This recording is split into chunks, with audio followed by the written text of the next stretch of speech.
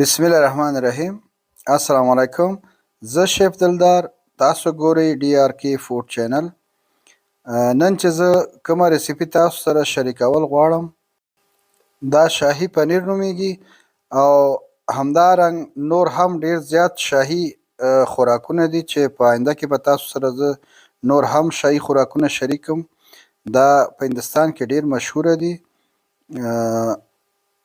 نو راځئ چې په جوړولو پیل وکړو. بسم الله الرحمن الرحیم.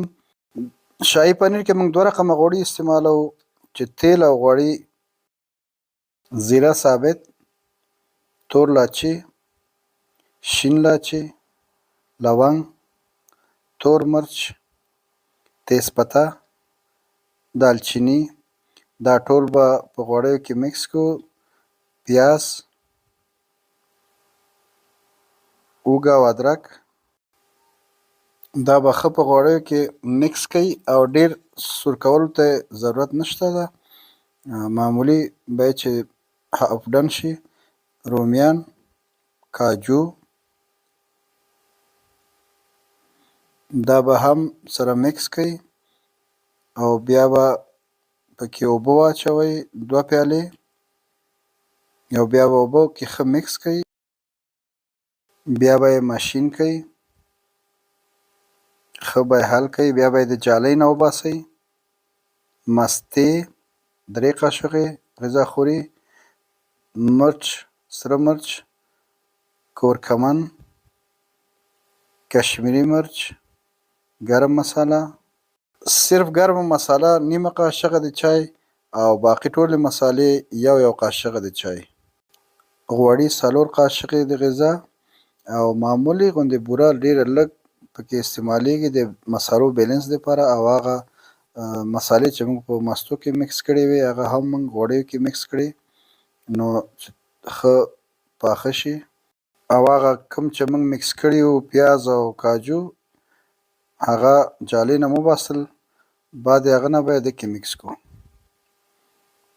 دا به ښه پوخ کړو. دا به د 2 یا 3 دقیقو دپاره باید چې ښه پاخه کړئ. مالګه،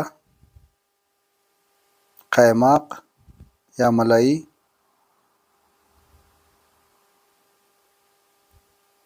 زموږ چینل هم ځان سره سبسکرایب کړئ چې تر څو نورې ویډیوګانې تاسو ته په وخت ورسیږي.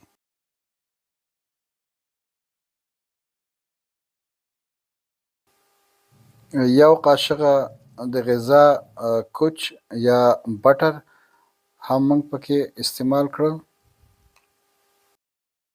دا به ښه پوخ کړئ چې تر څو پورې غوړي معلوم شي. بیا به پکې پنیر مکس کړئ.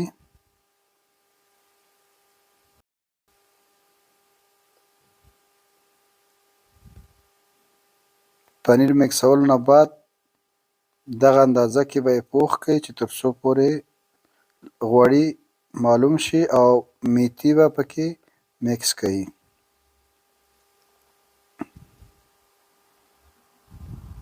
همده سره زموږ شاهي پنیر تیار شو او ما ته راکړئ اجازت.